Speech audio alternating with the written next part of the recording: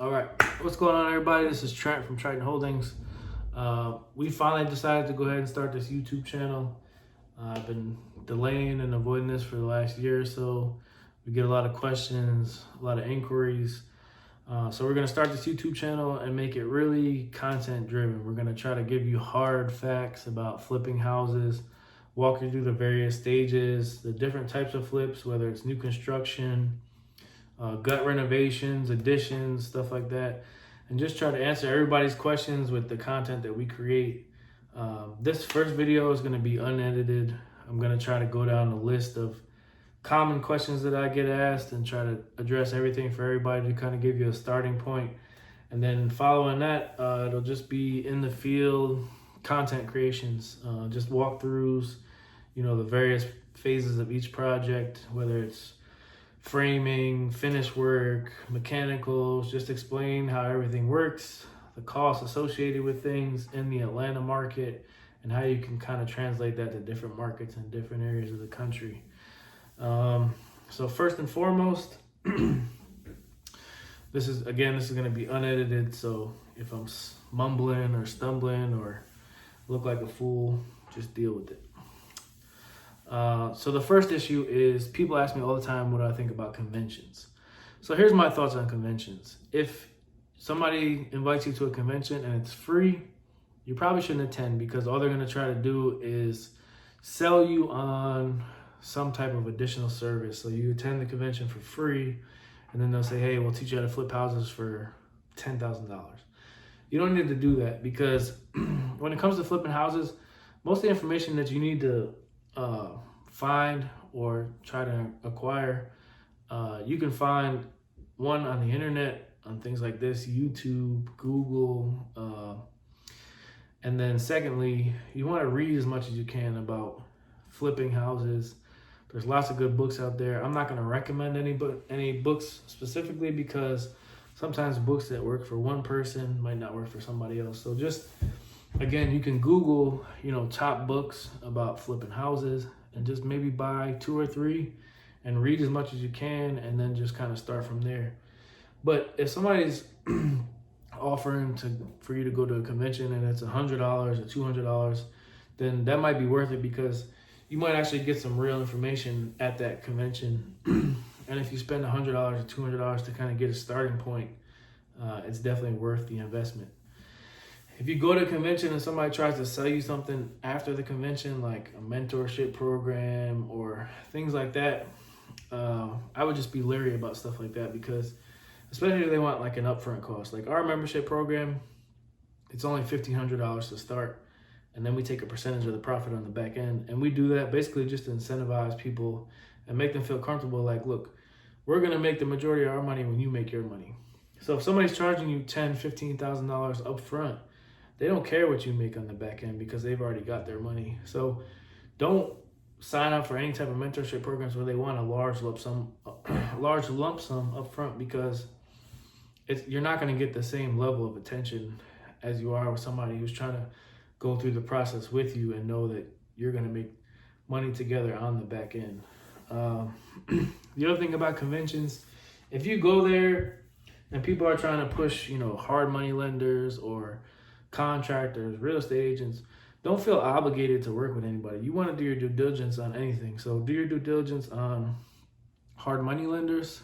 We'll address that in a different part of this video. Contractors, again, do your research. Something else we'll address in this video down the road. Realtors, do the same thing. Look reviews, check out their Instagram pages. Just kind of dig down and get as much information as you can on somebody. Don't just utilize somebody because somebody else says this is the person to use or we've used them before.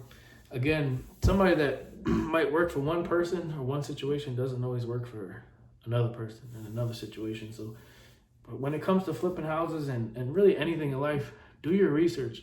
Don't let Instagram or social media or any stuff convince you that these are good people to work with. Do your research. Moving forward, one of the other questions that we get commonly asked is, how do I know what's a good property to buy? So I'm going to do this based on the Atlanta market, but you can apply this formula basically anywhere. So when you're buying a property, you basically want to use the 2/3 rule. So you want to take the ARV of the property first. Actually, let me take this down. You want to take the ARV of the property first. So I used even numbers on this. I was a doctor in my former life, so that's why my handwriting looks like this. But let's say your ARV is 300,000. So if you're looking at a property to buy and you know your ARV is 300,000, you want to be 2/3 of that price invested into the project. So again, to go back to the even numbers here, your purchase price will be 100,000 and your renovation will be 100,000, and that'll put you at 2/3 of the ARV. You don't ever want to get over that 2/3 fault line, because when you get into 70 to 75% of the ARV, it really cuts into your margins. And if you're doing properties that are maybe under $500,000, you're not going to have any profit margin at 70 to 75% because you have other costs associated. So these are just your hard costs: your purchase, your renovation. Now, one other thing to consider is your holding cost is going to be on a house that's 300. Say, okay, so you'll be in it for 200,000. So on a $200,000 loan, I figured the holding cost at maybe 6 months. If it's your first flip, maybe you want to do 8 to 10 months just to be safe, because there's going to be some growing pains. So let's say you're paying $2,000 a month in holding costs, so 6 months at $12,000. And then you have your agent commission, 6% of 300,000, $18,000. Then you have your origination costs. So when you have a hard money lender, they're going to charge you a monthly interest, and then they're going to charge you an origination fee up front, which you want that to be under 3%. Most good hard money lenders are going to be 2 to 3%. So that'll be another $6,000. So all in, you're going to be at $239,000. And that will leave your net profit at $61,000. Now, there's things to consider here, because you should have some type of contingency, say, 10% of your cost or 5% of your cost. So 100,000, let's say you have a $5,000 contingency for things that are unexpected that you didn't see during, the estimation process. So you want your margins. I tell everybody a good margin on a flip is $50,000 to $60,000. So you want to be at this number comfortably, and then just prepare for additional holding costs or unexpected things during construction, like having to replace floor joist or a beam or plumbing or something just unexpected. That way, you're undervaluing your project. So you say, okay, my potential net is going to be 61, but let's say we make $50,000. That's a good return on your investment. And let me show you why the numbers don't work if you're getting a lender that's going to have you at 75%. So same scenario, even numbers. The house is worth $300,000. You're going to pick up the property for $100,000, but this time your renovation is going to be $125,000. So that'll put you at 75% of the ARV, which is $300,000. Same thing, holding cost $12,000, real estate agent, origination fee. But this time you're all in for $264,000, and then your potential margin shrinks to 36%. So let's say you have the unexpecteds, where you pick up 3 more months of holding costs or something unexpected during construction, you're going to be under $30,000 on your first flip. Now, $30,000 isn't a bad return. Anytime you make money on a flip, period, it's a good flip. But you don't want to be making $30,000 on projects. You want to be at that $50,000 to $60,000 margin. All right, so as I said, this is my first video. I just noticed I was saying 12,000. This says 15,000. So your holding cost, for us, typically we know that we can build a house from start to finish in 4 months. The things that we don't know is, for one, if you're doing any kind of addition or opening walls, you're gonna have to get an architect involved. So that's typically 2 weeks to a month for the architect. Then after you get the architect, you need to submit your plans for permitting. Now, permitting is different all over. So in the city of Atlanta,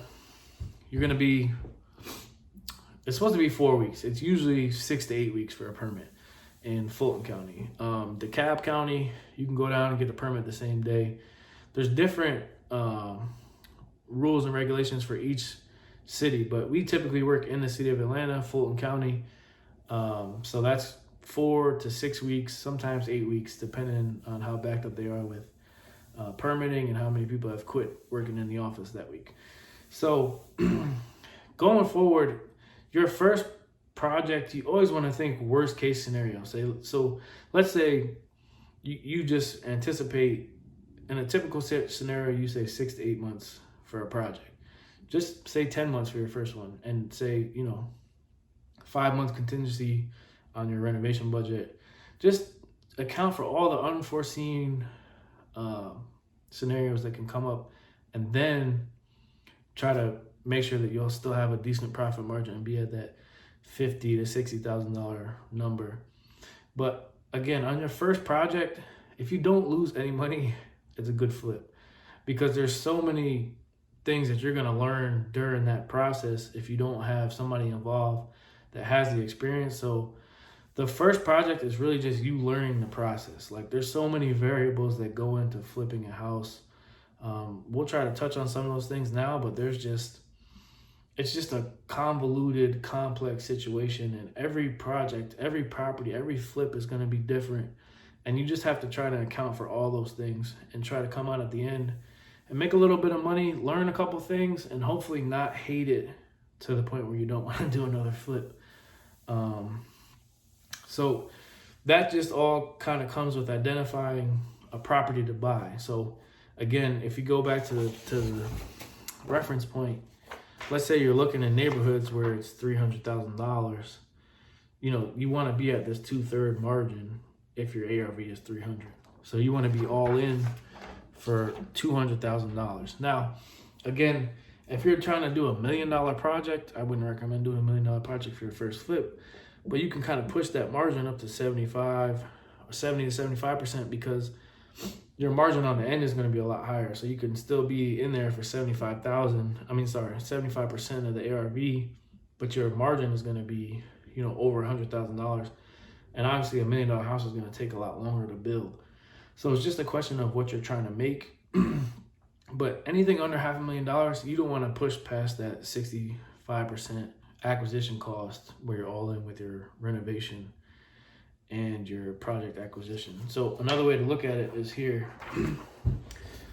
You say your sale price per foot is, again, I'm just using round numbers, $300 per foot.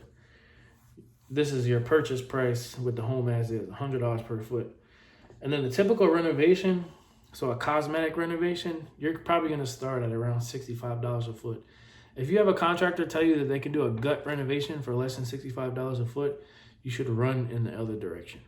And again, this applies to Atlanta. So if you're in California, obviously $65 a foot, you probably can't get seed put in your grass for that. So you just need to Google. There's a lot of websites out there that'll show you. I think it's called Home Advisor. Home Advisor has a good thing to do like cost estimation. Let's say you want to do a gut renovation in California. Just go Google for that zip code or something and just try to get a general idea of what it's going to cost you dollar per foot to do that renovation. But back to this figure here.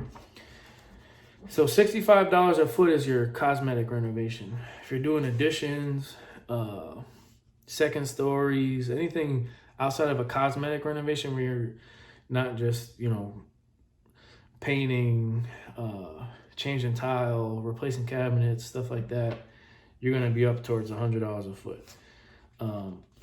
So then to calculate your net profit, you're going to take the $300 and then subtract out your 100 and then whatever it's going to cost you per foot to do your renovation, and then you'll be, $60 to $90 per foot for your profit margin. Your profit margin, you want to be between 20 and 30% when you're flipping a house. So you just have to take into account all those things, and then again, your holding costs and anything associated with the loan, insurance, electricity bills, whatever's associated with holding that property while you're renovating it. So to go back to the original question that people ask me all the time is, how do I know if this is a good deal for me? Your dollar per foot, and then the area. So with us personally, we try to buy houses in areas that we know have upcoming projects or developments or stuff like that. Basically, what we've been doing for the last couple of years is just following. There's a project in Atlanta called the Beltline that ties the inner city together. It's like a walkway path kind of thing that has, they're doing mixed use and restaurant, fine dining. You can get on it with the scooters, and it just ties so you can go from one part of the city to the other without having to get on the highway or get in the car or do anything like that.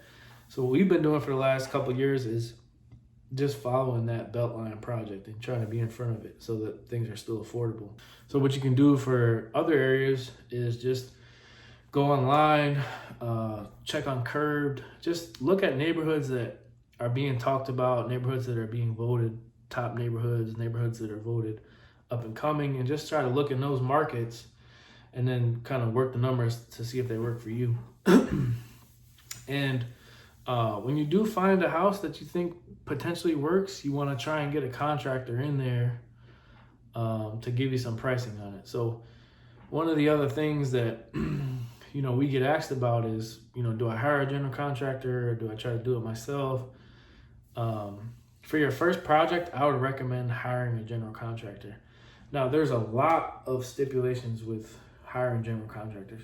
First and foremost, don't ever take the first bid that you get. You want to get at least 3 bids on something and try to make sure they're in the same range as far as the price. So make sure you're clear about the scope of work that you want to do on the project, and then make sure that, so if you get a contract that says, oh, it's going to be $100,000, and you're going to have a contract that says, oh, it's going to be $60,000, one of those people is off and completely wrong. So you have to make sure that all your details are the same, everybody's on the same page. And then again, just go in and do your due diligence. Ask for their general contractor license information. Check the Better Business Bureau. Look at their social media. One of the other things to do is ask to go and look at current projects that they're doing or previous projects that they've done that are accessible. So a lot of people can go on Instagram and say, hey, this is my house, this is blah, blah, blah, and it could all be bullshit. So if you have a contractor that's busy and active and has a good reputation, you should be able to go to another one of their job sites and check on it.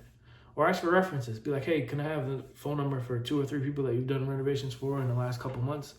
And just speak to those people and make sure there's no red flags. There's a lot of people out here getting burned by bad contractors, and you have to do your due diligence.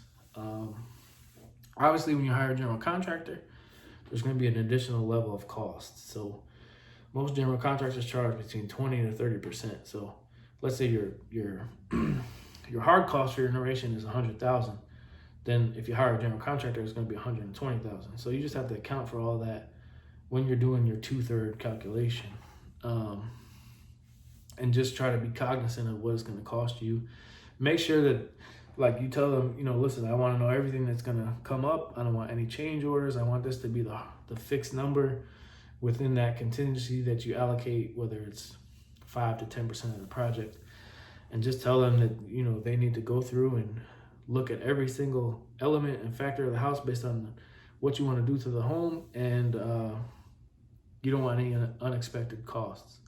Because there's some contractors out here that'll just change order you to death. Like, oh, hey, we forgot to tell you about this plumbing or this framing or this whatever, and you'll be 25 to 30% above what you thought it was going to cost you, and then your numbers don't work anymore. So these are all things that you have to prepare yourself for. When you make an offer on a house, you try to get as many days due diligence as you can, because again, you want to try to get 2 to 3 contractors in the home to give you a price while you're still in due diligence, so that the numbers don't work, you can terminate your contract, get your earnest money back, and continue to look for another property.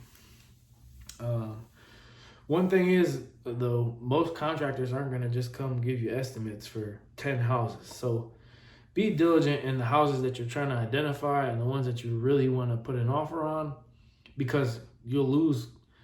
Any decent contractor is not going to come give you estimates on 1 million houses. They're busy. They're either going to charge you some kind of consultation fee, or they're just going to stop showing up because they feel like you're wasting their time. Just try to be diligent. Try to work with a good real estate agent, maybe an agent that's familiar with the neighborhoods that you want to work in or investments and stuff like that.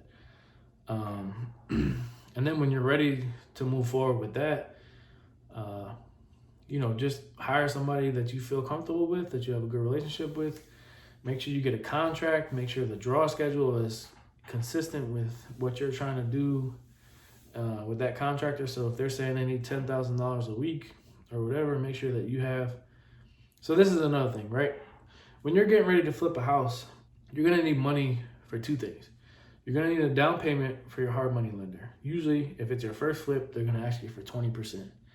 So again, if you're getting a $200,000 loan, hard money lender is probably gonna ask you for $30,000 to $40,000 down.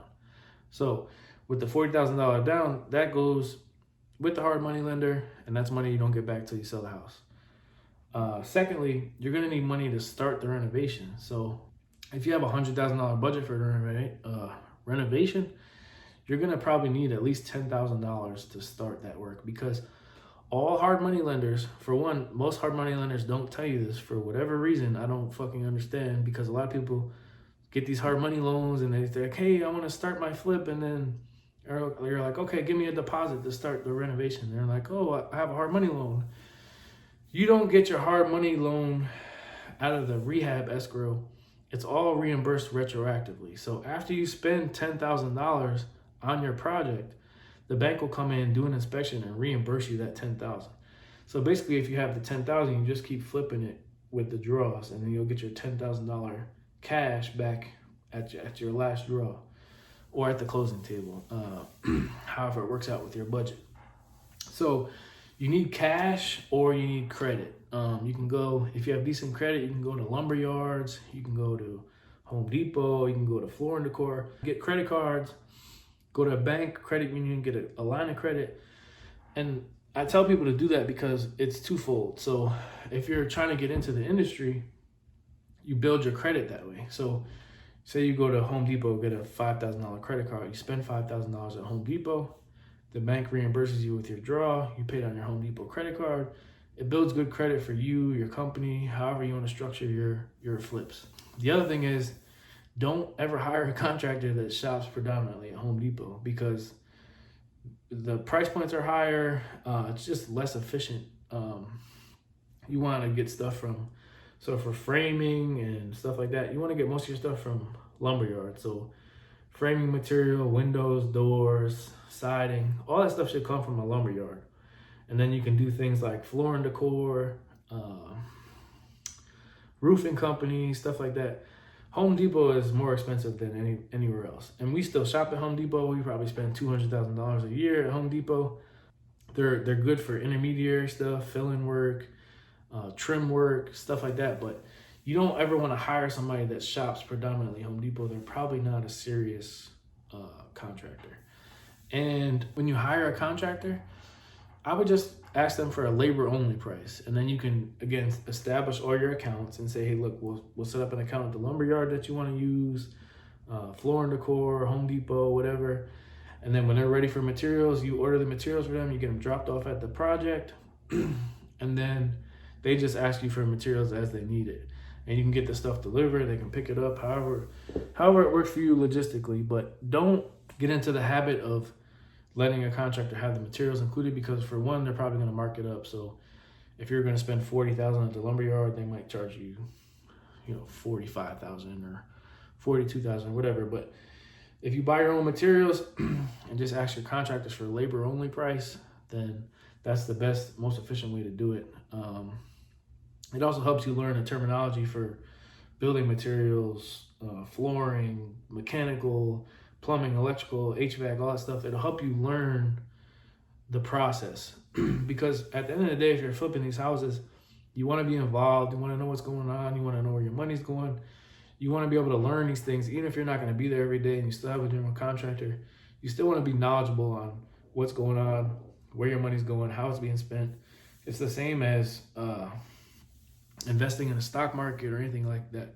You want to do your research. You want to educate yourself and be as knowledgeable as possible.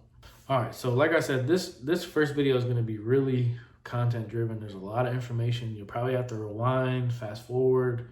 Maybe you're bored by now. Maybe you said this guy doesn't know what the fuck he's talking about. But regardless, it's a lot of content, a lot of information, but I'm just trying to address the things that people commonly ask me about when it comes to flipping houses. So some of the other things are, with a hard money lender, you don't really want to get too caught up on the interest rate. Most hard money lenders are going to be between 14 and 9%. So it's not like you're paying 14%. I tell everybody to look at it like, okay, it's just a point per month. So you're paying, if you have a 12-month loan, most hard money loans are going to be 12 or 13 months. So if you have a 12-month loan, you're just paying, and 12% interest, you're paying 1 point per month. So if it's 14% interest or 10% interest, it's not a big, huge difference.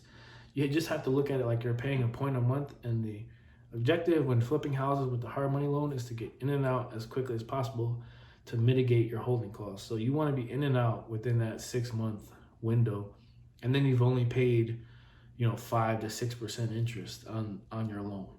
If you get into something where you're holding the house for 10 to 12 months, then it gets expensive. Like we have houses that we've had 10 to 12 months, and we're paying $4,500 in mortgage. It's $45,000 a year, and we don't recoup that money until we sell the house.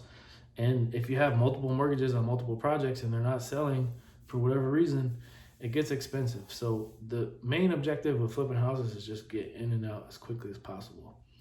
One of the other key things that, for whatever reason, people don't ever disclose. So if somebody holds up a check, like, hey, I just came from my closing, here's $100,000 check. That's not $100,000 in profit. So again, we can go back to the number where it's you're going to sell the house for $300,000, right? Let's say you get $100,000 check at closing, right? You sell the house for $300,000, you get $100,000 check at closing. That's not $100,000 in profit. You have to back out. So to go back to this figure here, you have to back out all these things. So if you got a $200,000 loan, you put down 30%, that's $30K. And then you put down your holding costs, we'll say $15K again. And then let's say $2,000 for miscellaneous, insurance, whatever. So your $100,000 gets reduced down. So $300,000 house, you got a $100,000 check for profit. Your $30,000 is what you put down. $15,000 is what you paid for holding costs. So that's $45,000, and then $47,000. So really, you only made $53,000 in profit. So don't ever let somebody on Instagram or social media or whatever trying to sell seminars or whatever bullshit they're trying to do. Nobody's sitting there walking away with $100,000 profit on most projects. Like I said, the number is going to be between 50 and 60 on most projects, unless you have big, huge, elaborate projects where you're holding them for a long time. So a $100,000 check is not $100,000 in profit. And when people post this shit online, it drives me nuts because it's not a true representation of the money that they're making. And then people want to get involved and say, oh, I'm going to make $100,000. And sometimes they might have got $100,000 back at the closing, but they're $120,000 in debt, so they really lost 20 grand. So you have to, when you get your money back at closing, you have to back out all those hard figures to find out what you made. And the best way to do that is to say, again, let's say we did $300,000 for your ARV, you bought the property. So when you're at the closing, you're just gonna do 300 and then just start subtracting. So, okay, we bought the house for 100, subtract. We spent 100 on renovation, subtract. Subtract all these costs, and that'll give you your net. So if you went over budget on renovation, make sure that's all accounted for so you can get a true net at the end of the day. Because that money that you get on your seller's disclosure at the closing, that's not your net profit. That's just whatever the bank's paying you. Because if you get a $200,000 loan and you put down 10, 20%, the bank's just reimbursing you, for whatever is left after you paid off the loan. But there's so many costs that are associated with holding the house that you have to make sure you subtract all those costs. One good way to track expenses is QuickBooks. QuickBooks has a feature that they've added where you can have specific projects allocated. So you can go in, okay, I paid the contractor $10,000. Add that to QuickBooks for this project. Okay, I paid $2,500 at floor and decor. Add that to QuickBooks for this project. And then at the end of the project, it'll show you exactly what you spent on that specific project. And that'll be your hard number for your renovation, your holding costs, all that stuff. The commission that you pay to the real estate agent will be taken out prior to you getting your settlement. So again, if you're getting $100,000 at the closing table, the real estate agent has already gotten their $18,000. So the money that's left over, you don't have to subtract that again. All right, so one last thing for this video. One of the other key components is knowing what your house is going to be worth at the end of the project. So to go back to that $300,000 number, if you're in a neighborhood where houses are consistently selling for $300,000, then that's a good marker. But if you're in a neighborhood and one house is sold for $300,000 and all the rest of them are sold for $250,000, $240,000, whatever, you don't want to say, okay, my house is going to be worth $300,000 for two reasons. One, you don't know what the quality of the renovation is going to be compared to what that one house that sold for more is going to be worth. And two, when you get a hard money loan, the appraiser is going to use the average, so the median amount of all the houses. So if there's one for $300,000 and then three for $250,000 and two for $240,000, he's going to take that median number, and your house is going to appraise for probably in the $250,000 range, which means the banks is only going to loan you up to 65% of that $250,000 as opposed to $300,000. Now there are things to consider, specifically an appreciating market. So if you're in an area that's super hot and prices were $200,000 a year ago, and now they're $250,000, $300,000, chances are when you finish your renovation, your house is going to be worth probably closer to that $300,000 number, but the appraiser is going to appraise the home as an after repair value of what it would sell for right now, which is probably the $250,000 number. So don't always pick the highest comp and say, oh, that's what I'm going to get. You always want to be realistic about your expectations for your home. And if it sells for more than that, then great. But make sure your numbers work at the number that the appraiser appraised the house for. And don't ever force a deal to work. Don't fall in love with a home. Don't fall in love with a deal. Don't force the numbers to work. When you start this, you just want to be patient. There's plenty of deals out there. There's plenty of properties. Don't fall in love with the first house. Don't feel obligated to not terminate contracts and get your due diligence money, your earnest money back during due diligence. Any of that stuff, you want to find the house that works best for you, where you can get the best deal and make the most amount of profit. Just be conscientious of everything that's going on. Don't ever trust somebody to just run a project. If you're flipping a house, you should be there at least once a week just to see everything that's going on. You always want to make sure your houses are secured, so you can get cameras, you can get Simply Safe makes a great alarm system. So as long as there's power on the house, you can set up a Simply Safe alarm system, put motion sensors in there. It works off the cell phone towers. They're great. We use them just about every house. Rio Link makes a great camera. You can it comes with a solar panel. You can run it on an SD card. You can set it up where it makes a noise after hours. So let's say when the sun goes down or somebody goes on the property, it'll make a noise. You always want to secure your property. Theft and stuff like that is real. It's a real issue when you're renovating houses because people tend to lay on houses or scout them out knowing that they're under renovation. If people aren't there every day or after hours, they're going to try and break into the house and see what they can get. Electrical wire, HVAC equipment, whatever. I've seen people steal doors off the hinges, just stupid stuff. So you always want to try to secure your properties because that's your way of securing your investment.